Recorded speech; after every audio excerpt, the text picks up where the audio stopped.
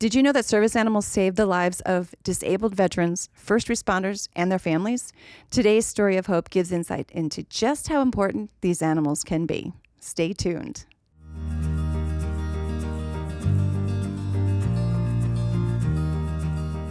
Welcome to Stories of Hope. I'm Christine Hotchkiss. Each week I bring you stories that inspire, educate, and give you hope. I want to thank my sponsor and podcast producer, the Motivated Mind Group.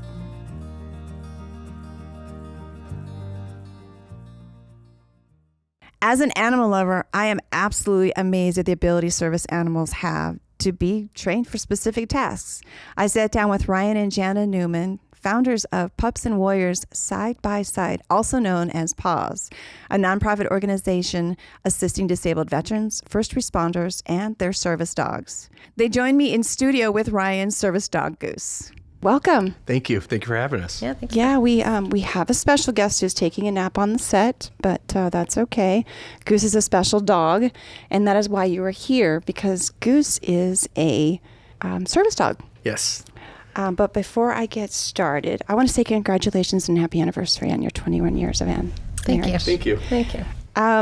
There's a little bit of story behind the both of you. I know, Janna, you have about 20 plus years in education. Mm-hmm.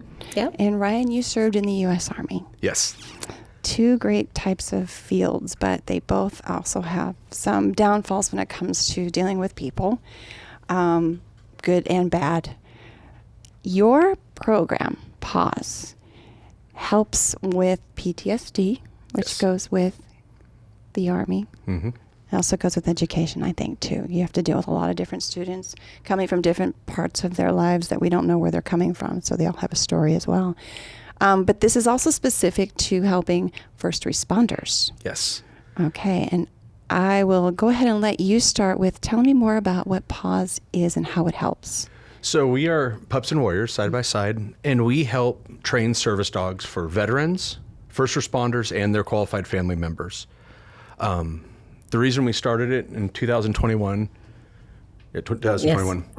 was I had trained my other service dogs. I'd been working with an organization for about 8 years. 8 years. COVID happened. We had a dog that was really sick. We couldn't go out. We were stuck at home, and we had to change of plan. She was working with me there, and we left the organization. And after COVID happened, we realized there was a need. Mm-hmm. There's no organizations that help family members. Mm-mm. There's a lot of groups that help veterans, mm-hmm. but there's no groups that help the family members, and that's who really struggles. And there's no organizations that help first responders either.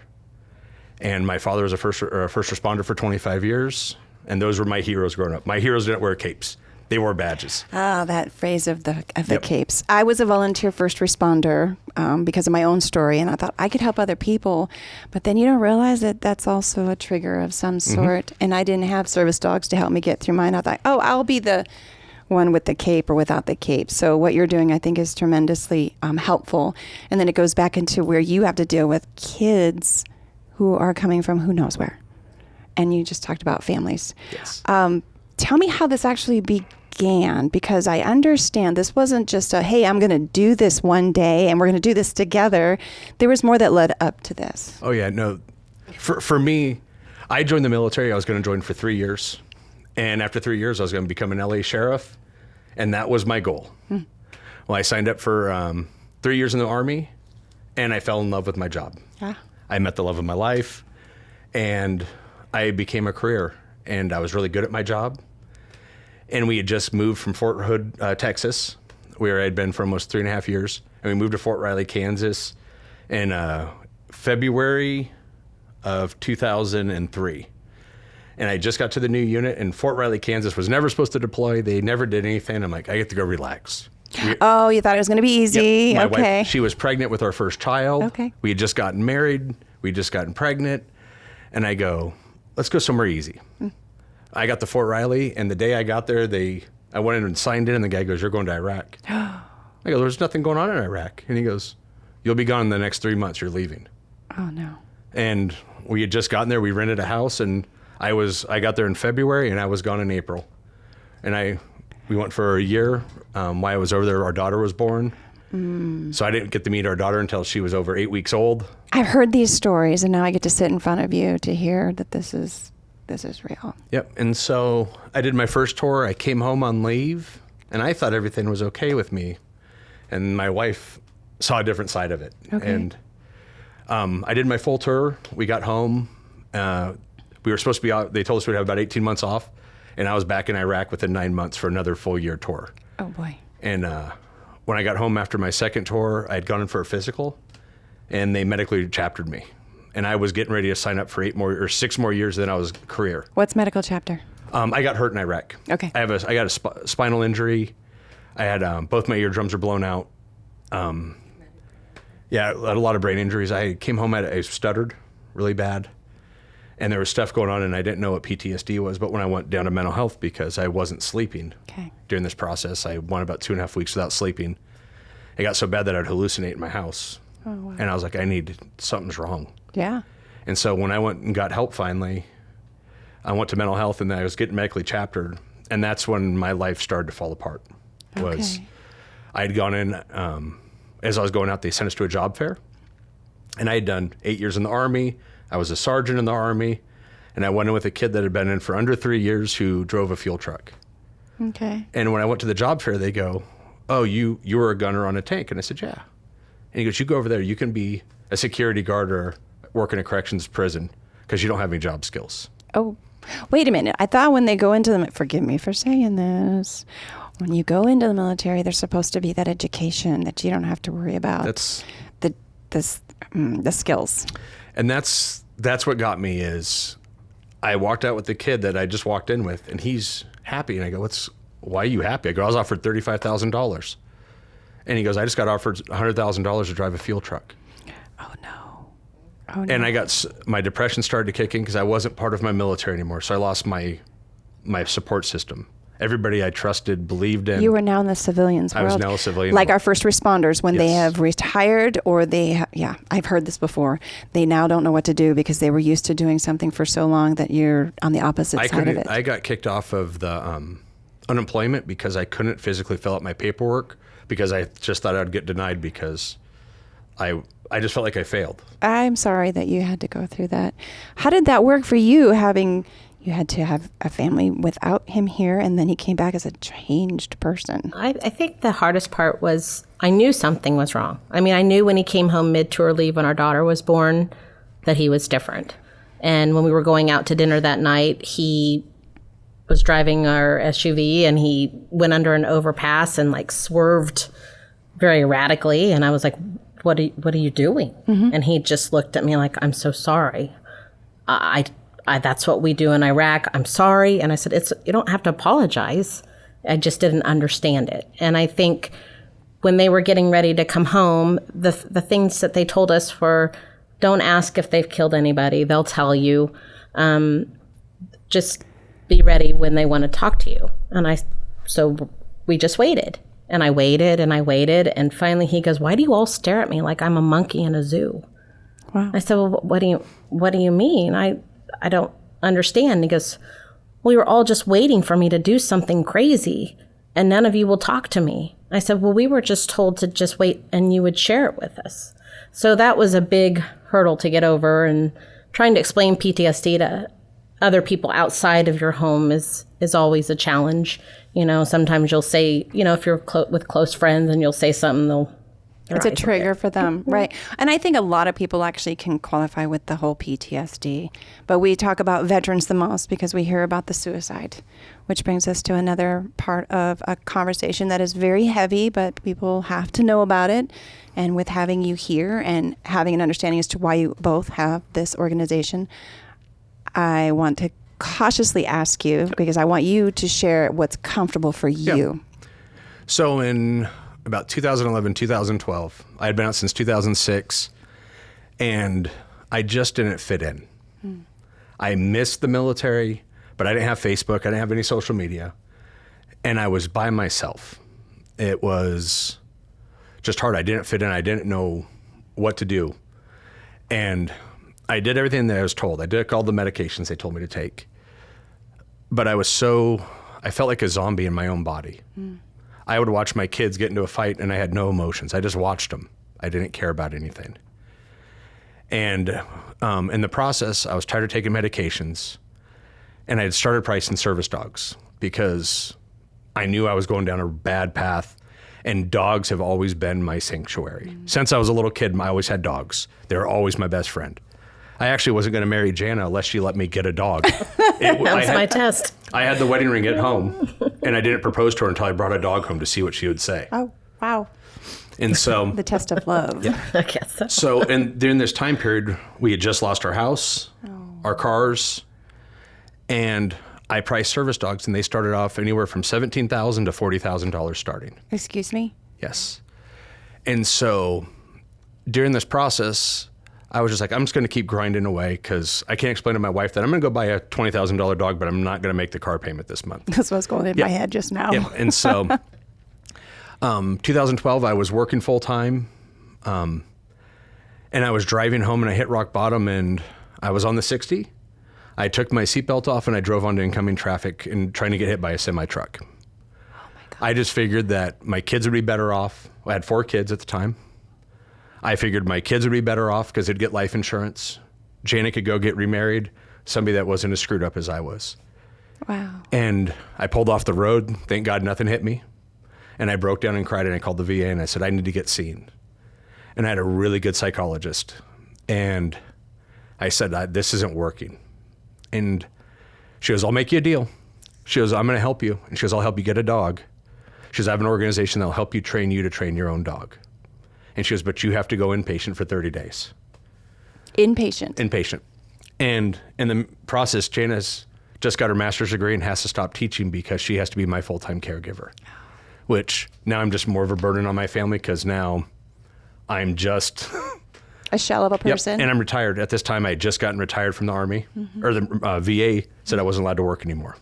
Oh. So I was 33 years old, and I wasn't providing for my family the way I thought I should be. And as a man, that's huge. Yep. Understood. And so in the process, she got me hooked up with this organization. They got me in the program within a week, and it saved my life. It literally saved my life. I'm off of all my medications. Yay. And I have my best friend, Goose. My other dog, I had my service dog, Gus, for over 9 years. He just retired on me. Oh. And in the process, I went to inpatient. I learned to let go of a lot of my demons. I had a lot of survivor guilt. And I had stuff that I wasn't responsible for that through the process of intensive therapy, that I learned wasn't mine to carry anymore. And I call it dropping your rucksack off at the wall. It's our rucksack's where we carry all of our gear in, and I dropped it off at the wall, and I was able to say goodbye to it after that clinic. And that helped me, and it opened up a line of communication with my wife that I'd never had.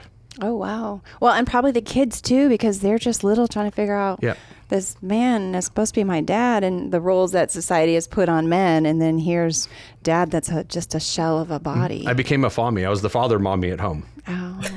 And I wasn't used to, I was used to being hard charger, go, go, go. Now I'm changing diapers and getting kids ready for daycare, and was not what I was cut out for. He did a great job, though. You're still good at that. But here you are, fast forward to PAWS. Yep. So you got that dog. Yes. The thing the service dogs really did for me was it gave me and my wife a buffer. A buffer. Of when she comes home and I would have a dog or two laying on top of me, she would tell the kids, hey, Dad's having a rough day. Let's go outside. Let's go to our rooms and play video games tonight. And what it did is she would come home, instead of going, what's wrong with you? She gave me a 30, 40-minute window. My dogs would leave. And she'd be like, hey, I saw the dogs on you. Are you okay? If we could all just understand that communication is key. Let me have my time out, whatever it is, and then let me come back to where I need to be. And besides my dog saving my life, he saved my marriage. Because I wasn't able to communicate. I didn't know how. Okay. I was ashamed of myself. I was ashamed of what I tried. And I found through the therapy I went through, I learned that I just have to talk. And if it makes you uncomfortable, I'm sorry. But this is my story. I have nothing to be ashamed of. And I did my job at a high level. And I made friends for life doing what we did. We just were in a very unfortunate circumstance of doing it. I call it the Me Too factor. You now can relate to people that say, I thought I was the only one feeling this way. Oh, yeah. Or wasn't feeling this way, as you've already mentioned. Well, I was in a combat arms unit, so it's all men. Yeah. All kind of very gung-ho. Not emotional like a bunch of women. Yep. No. And it was, stuff happened over there. You don't have time to stop. No. Somebody gets hurt, somebody gets killed. You just work. You keep doing your job because that's your job. Yeah. And so for 12 years, I just had anger. And I've learned to let go of my anger and have more compassion because of what we do with PAWS. Very understanding. You have to have that person that's going to be understanding. Not everything is perfect every day. It's not ever going to be. But that understanding and the communication and the boundaries. Yep. And that's really for us, that was the start of healing us as a couple, is because she never understood what happened to me. And she probably didn't have to. She just knew that she there was just knew. something. But my dog's the one that opened up communication for us to go, this is why I'm this way. With no words. No words. And it stopped all the fights because I'm instant reaction. So I would think she was attacking me. I feel broken inside, so I'm just going to lash out at you as mean as I can so you leave me alone. And I'm a teacher at heart, so I ask a million questions. I'm a podcaster. I ask lots of questions. And so it's, for me, that day that I drove into traffic, I used to be ashamed of it. I didn't tell anybody about it, except for my doctor. I didn't tell her about it for probably 10 years. Okay. And I had to forgive myself. And from that, it's shown me empathy and the ability to just listen sometimes. Our friendly sleeping furball here. His name is Goose. Was he already named that, or is that something you gave No. him? Because I think of Goose, I think of Top Gun. Yep. So he actually came with a different name. His name was Asher. He was one of our students. Okay. And my dog had just retired. And Gus has been my lifeline, my best friend, my battle buddy for the last 9 years. Okay. He's been with me nonstop. And when he retired, it broke me. Like, I was heartbroken. And I didn't want to do it again. And he has been a gift. One of my students couldn't handle him. He was a full puppy. And she asked if we wanted him. And I took him. And when I told my wife, I said, he's going to be my wingman. And my favorite character in Top Gun was always Goose. I was always like, why couldn't Maverick been the one that hit it and Goose made it? And so when I decided to get a new dog, he's my wingman. He's with me through thick and thin. Okay. So let's get into the program now. Yes. This is the good stuff as to why you had to go through what you went through, which is unfortunate. We all have something that we go through. And I was actually, I should have had Kleenex here because you caught me there. When someone says they don't think that they were worth anything more and that someone else can carry on with another person in their life, or the kids can find someone else that's going to love them and do whatever you felt you weren't able to do, I almost wanted to start crying because there are so many people, myself included, that have had something happen that think that that's the easy way out, which is why we have suicide, unfortunately. Welcome to your second chapter of your life. Let's get into the program because you've talked about veterans, but we also talk about first responders. Yes. Tell Tell me more about the program. Oh, Janna can absolutely too. Yes, I'm sorry. That's okay. So what we do is we keep our classes pretty short, eight to 10 people in attendance, more like a platoon. Okay. And what they do is they either we help them find a dog if they need help, or they bring in their own dog. And we meet once a week for about 2 hours. And we take up anywhere from 6 months at a minimum up to a year or more, whatever they need. It's tailored for their needs. So working with disabilities, each person is going to have different needs, and the path to their healing journey with training their dog is going to be a little bit different for each one. But we spend the first part of our program teaching just the basic obedience, the basic behaviors, and then we start getting into the public access where we get them out to different places. Like we visit grocery stores. We teach them how to shop. So when they come to class, we're like, bring your grocery list. And they're like, what? I go, bring your dog, bring your grocery list. We're going shopping. Wow. And so we teach them how to properly shop, how to, where the dog stays when they're opening up the freezer departments, when you're in the meat department and you don't want to just have your dog jumping up in the meat display and I mean, I don't want dog fur on my meat. So, and then after we do our public access, during that time, we're also teaching them how to do service dog tasks. So we train a minimum of 4 tasks for each handler and their service dog, but there are some that will walk out with more tasks than that. And that's going back to the price of them. So when I priced my first service dog, he was going to be $20,000 and he did 1 service task. So that would be like blocking, how Goose stands between us when we talk. Yeah. That's 1 service task. If I wanted to get another one, let's say for nightmare detection, for somebody to train him for me was another $10,000. What? Every task on average is $5,000 to $10,000 when you're buying a service dog. So you can't have one dog that just learns all these different. And our dogs do a minimum of 4. Okay. And we do all the training. We provide all the training, all the gear to them, except for the vest, completely free for them. So when they come in, they get around about anywhere from $650 worth of gear on average. They get just walking in the door, just so they don't have to worry about it. Most of our veteran community is on retirement of some sort. Right. A limited And so they're budget. very limited income. And trying to go out and go, I need to go out and spend $600 for safety gear for my dog is going to get the same look I did when I told my wife I was going to buy a dog over the car. She's like, I don't think so. We work with 2 different rescues locally, Okay. and we have 2 breeders that are out of state that all donate dogs completely free to us. I'm going to stop you there. Different types of dogs, because we know this is a golden Goose is a golden doodle. You have different types of dogs that are actually specific I've to... actually trained everything from Chihuahuas to Mastiffs. Oh.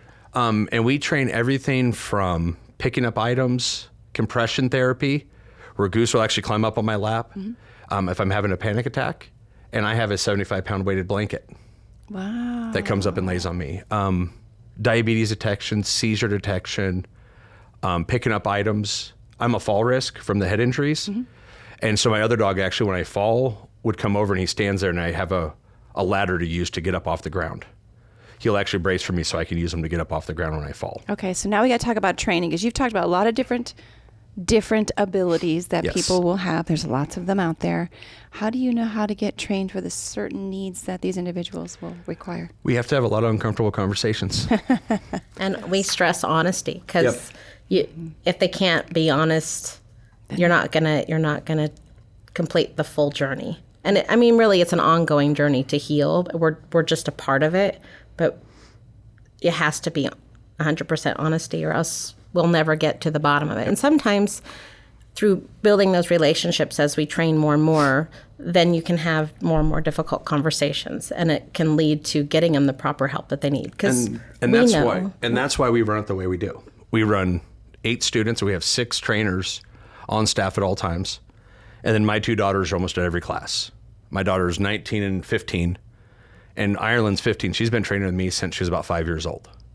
So when we go out into public, you have one-on-one training pretty much with a professional trainer. And we do a lot of platoon building. When you work with a dog, you get about 30 minutes of training max, and the dogs tap out. But we have another hour and a half of class. Okay. That's where we go and we sit down and we have conversations, and you build relationships. And we run this as a pack, we call it. Yeah, You're part of our pack. It's our family. And we treat this as we're family. Because I know how hard the first day I went to train my dog, I just put my life in somebody else's hand for the first time in 10 years. And I knew that if it didn't work, it was my last resort. I literally had the plan. So if this doesn't work, this is what's going to happen, and it's taken care of. And I sat outside the building for about an hour beforehand, and I cried. And I wrote down everybody that walked in the building. And for about 5 to 6 weeks, I probably hid in the corner and didn't talk to one person in the room. And the next thing you know, I started having conversations because everybody in there was like me. And that's what got me through it, was having friends again, like battle buddies, that I could go, hey, this is why I'm feeling, and nobody would look at me twice. Because if I told that to anybody in the civilian world, they're going to That's not macho. That's not. or they'd look at you and go, manly. what is wrong with you? Yeah. And I'm like, I commend you for being vulnerable, especially you. to talk about something that is very difficult. I really do. You've got 2 parts of it here. You've already talked about the military part, and then you talked about being a man. And I have a son who's 28. He didn't do any of the military, anything like that. And I never allowed him to not cry. I encouraged, if he was upset, you tell me your emotion, show me your emotion. I wanted him to be a whole person versus a broken person, because society says, you're a man, suck it up, and so I commend you. Thank you. And then for Janna to be able to recognize, probably as a teacher as well as a mom, to recognize the things that you were needing. So I want to do that. Well, I think, a big part for PAWS, at least from, I think, my perspective, is when he was training a service dog, I was like, that's him. That's for you. This is not for me. And boy, was I one of your biggest sabotagers. I didn't realize, because he'd be like, don't give Gus that cheese. Oh. And I'm like, oh, come here, Gus, it's okay. And I was like, and then can't break the rule. When I came on, and I was fortunate enough to learn to become a dog trainer myself and work with veterans. And that's when I realized, I'm so sorry. Like, I should have been your biggest supporter, and I just thought it was something for you, and it wasn't anything I should interfere with. And it was during that process that when I was talking with all these veterans and their family members, especially the spouses or their significant other, they would say something. I'm like, oh, yeah, Ryan does this, and this is how I handle that. And it would have those conversations, and then by the end, they're like, I'm not alone. Mm-hmm. And that's really what it gave me, as well as I had a support system too. Mm-hmm. Because as a caretaker, you tend to just deal with everything at hand, and then whatever extra energy you have, you bottle it up and try to save it for yourself for 15 or 20 minutes. But it gave me a support system, and then it made me realize we were actually ahead of the curve on our journey in healing, and how many people were so far behind it. Right. And the hardest part is, we've met friends along the way, and we've watched many marriages fall apart. And it's because they didn't have that support system, mm-hmm. and they didn't have those key conversations that have to take place, those ugly ones that will just tear you down to the bare bones. Mm-hmm, mm-hmm. But the good thing is when you're stripped away from everything, you tend to work together to build back up, and that's the goal. Well, it's either that, or you're going to end up going to the next person and bringing that same thing, and then you're going to start all over, and you're going to get probably more frustrated than you were before, than dealing with the person that was there and saw it through. Well, and the thing that we don't talk about, especially getting out of the military, it's the veterans are messed up. Yeah. But my children have PTSD because of me. Oh. My wife has PTSD. Yeah. It's secondary PTSD. Okay. So if you drop a cup in my house and it breaks, everybody in my house jumps to see if Dad's going to have a flashback, or if I'm crying, or if I'm mad. I did that yesterday. I was cleaning out a cabinet, and I had a ceramic pumpkin, and I was rearranging it, and it just smashed to the ground, and he jumped a foot. And no one talks about that. No, and that's why we started PAWS. Okay. Was because we have a child that is really sick. Mm-hmm. She's dealt with it since she was 14. She's been through chemotherapy twice. And she's a tough cookie, and there was nobody to help me train a dog for.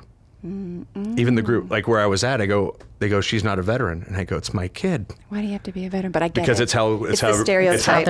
It's how people have their bylaws written. Yeah.